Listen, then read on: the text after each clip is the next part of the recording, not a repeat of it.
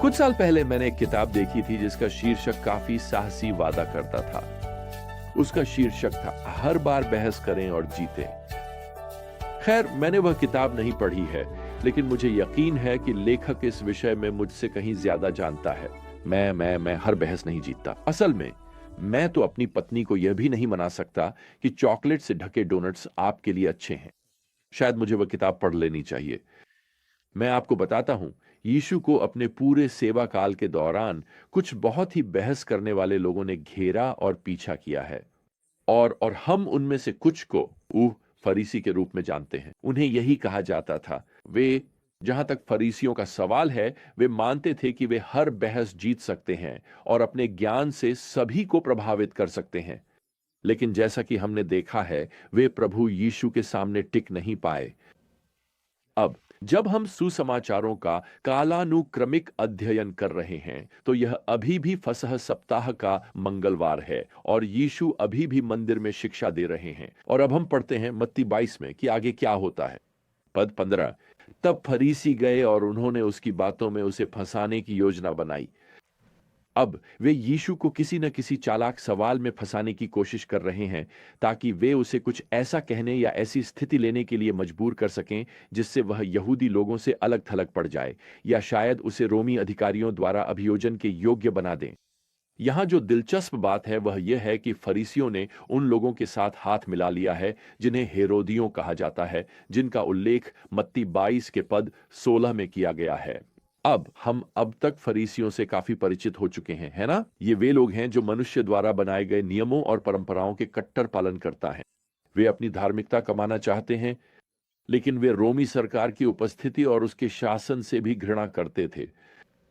वहीं दूसरी ओर हेरोदी लोग राजनीति में गहराई से शामिल थे। वे राजा हेरोद और उनके शाही परिवार का समर्थन करते थे, और उन्हें सम्मानपूर्वक हेरोदियों का नाम भी उन्हीं से मिला था। राजा हेरोद को रोमन सरकार द्वारा नियुक्त किया गया था, इसलिए हेरोदी और रोमन सरकार एक दूसरे का समर्थन करते थे। वे सभी आपस में गहराई से जुड़े हुए थे। मैं ये सब इसलिए कह रहा हूं क्योंकि फरीसी और हेरोदी एक दूसरे को पसंद नहीं करते थे। वे कभी भी आपस में नहीं बनते थे, लेकिन अचानक यहां वे सबसे अच्छे दोस्त बन गए हैं। क्यों? क्योंकि वे सभी यीशु से नफरत करते थे। और जैसा कि पुरानी कहावत है, मेरे दुश्मन का दुश्मन मेरा दोस्त है, तो अब वे अच्छे दोस्त बनकर आ रहे हैं और वे यीशु को यहां पद 17 में इस सवाल से फंसाने की कोशिश करेंगे। क्या कैसर को कर देना उचित है या नहीं? ठीक है, ये सच में एक चालाक, पेचीदा सा सवाल है। अगर यीशु कहते हैं हां, तुम्हें रोम को कर देना चाहिए, तो लोग इस परमेश्वर के भविष्यवक्ता के बारे में बड़बड़ाने लगेंगे। उन्हें देशद्रोही समझा जा सकता है, और आप जानते हैं, शायद वे रोम के साथ मिले हुए हैं। लेकिन अगर यीशु कहते हैं नहीं, मुझे नहीं लगता कि तुम्हें कर देना चाहिए, तो अब वे रोमन साम्राज्य के साथ मुसीबत में पड़ जाएंगे, क्योंकि साम्राज्य आम तौर पर कर चोरों को पसंद नहीं करते, है ना? तो यीशु इस जाल से कैसे बाहर निकलेंगे? खैर, जवाब देने से पहले यीशु उनकी नकाब उतारते हैं और यहां 18वीं आयत में उनसे कहते हैं, तुम मुझे क्यों परखते हो, हे कपटी लोगो? दूसरे शब्दों में, मैं जानता हूं कि तुम क्या कर रहे हो। तुम्हें जवाब नहीं चाहिए, तुम बस मुझे फंसाना चाहते हो। फिर यीशु 19वीं आयत में आगे कहते हैं, मुझे कर के लिए सिक्का दिखाओ। जब उन्हें एक रोमन दीनार दिखाया जाता है, तो वे उनसे यहां 20वीं आयत में पूछते हैं, यह छवि और लेख किसकी है? और वे उत्तर देते हैं, कैसर की। तो यीशु 21वीं आयत में कहते हैं, जो कैसर का है वह कैसर को दो, और जो परमेश्वर का है वह परमेश्वर को दो। मूल रूप से वे कह रहे हैं, अगर सिक्के पर कैसर की छवि है तो वह इस संसार का है, और तुम्हारा कर्तव्य है कि इस संसार का कर चुकाओ। लेकिन फिर यीशु इस समस्या के मूल में जाते हैं और यह वाक्य जोड़ते हैं, परंतु जो परमेश्वर का है वह परमेश्वर को दो। देखिए, उनकी असली समस्या यहां कर की समस्या नहीं है, यह दिल की समस्या है। उन्होंने कभी परमेश्वर को वह नहीं दिया जो वे उसे देना चाहते थे, अर्थात अपना दिल और अपनी जिंदगी। आप जानते हैं, मुझे यह बात बहुत पसंद है कि यहां फरीसियों या हेरोदियों की ओर से कोई जवाब नहीं आता। मंदिर के आंगन में इतनी खामोशी थी कि जैसे झींगुरों की आवाज सुनाई दे रही हो। खैर 22वीं आयत कहती है कि जिन्होंने यीशु के शब्द सुने वे चकित रह गए। ये जो चकित शब्द है, इसका मतलब है कि वे उसके उत्तर की गहराई और बुद्धिमत्ता से स्तब्ध रह गए।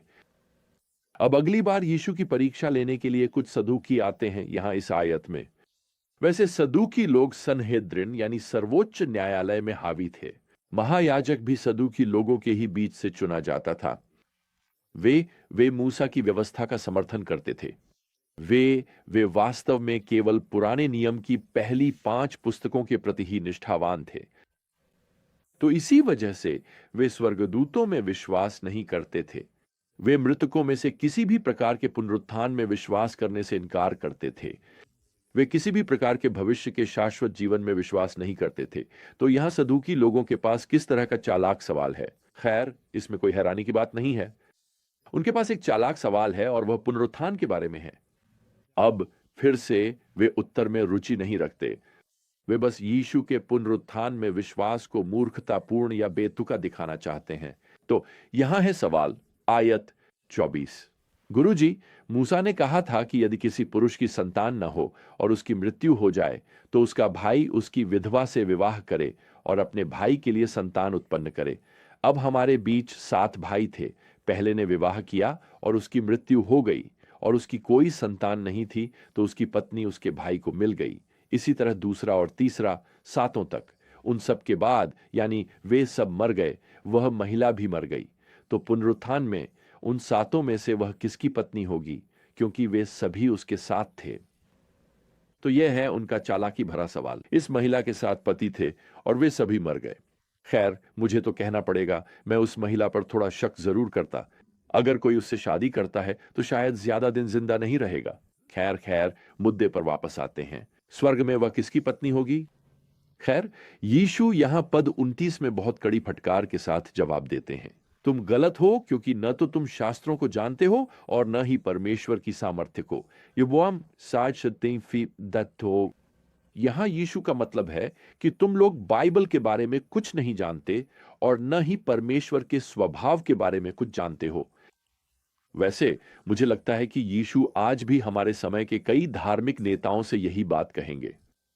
वे लोग बाइबल के बारे में शायद ही कुछ जानते हैं और वास्तव में परमेश्वर के स्वभाव के बारे में तो बिल्कुल भी नहीं जानते। खैर, यीशु यहां पद 30 में उनसे कहते हैं, पुनरुत्थान में न तो वे विवाह करते हैं और न ही विवाह में दिए जाते हैं, बल्कि स्वर्गदूतों के समान होते हैं। दूसरे शब्दों में, विवाह हमेशा के लिए नहीं चलता। विवाहित जोड़े अनंत काल तक विवाहित नहीं रहते। अब मुझे नहीं पता आपके बारे में, लेकिन मुझे लगता है मेरी पत्नी को यह जानकर थोड़ी राहत मिलेगी कि उसे हमेशा के लिए मेरे साथ नहीं रहना पड़ेगा। खैर, स्वर्ग में विवाह की संस्था अब अस्तित्व में नहीं रहती। यही प्रभु का उत्तर है। यीशु यहां पद 31 में उनसे आगे कहते हैं, जहां तक मरे हुओं के पुनरुत्थान का सवाल है, क्या तुमने नहीं पढ़ा कि परमेश्वर ने तुमसे क्या कहा था? अब वे लोग यहां सिर खुजा रहे हैं, सोच रहे हैं कि यीशु किस पद की बात कर रहे हैं। तो यीशु आगे बढ़ते हैं और यहां पद 32 में मूसा से जलती झाड़ी पर परमेश्वर के शब्दों को उद्धृत करते हैं। मैं अब्राहम का परमेश्वर हूं, इसहाक का परमेश्वर हूं और याकूब का परमेश्वर हूं। और यीशु यहां टिप्पणी करते हैं, वह मरे हुओं का नहीं बल्कि जीवितों का परमेश्वर है। तो यहां यीशु का तात्पर्य क्या है? यह उनके उत्तर से कैसे संबंधित है? देखिए, परमेश्वर ने मूसा से तब बात की थी जब अब्राहम, इसहाक और याकूब को मरे हुए सैकड़ों साल हो चुके थे। लेकिन यीशु परमेश्वर पिता के उन शब्दों को वर्तमान काल में उद्धृत करते हैं। वह अब्राहम का परमेश्वर है।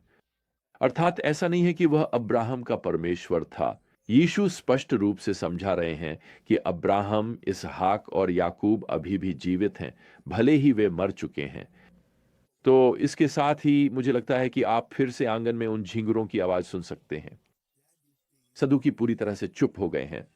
पद 33 में लिखा है कि लोग उसकी शिक्षा से चकित हो गए। फिर से वे उसके उत्तरों की गहराई से हैरान हैं। यीशु इन कठिन सवालों के अविश्वसनीय रूप से शानदार उत्तर दे रहे हैं और यीशु उन सभी को फिर से स्कूल ले जाते हैं।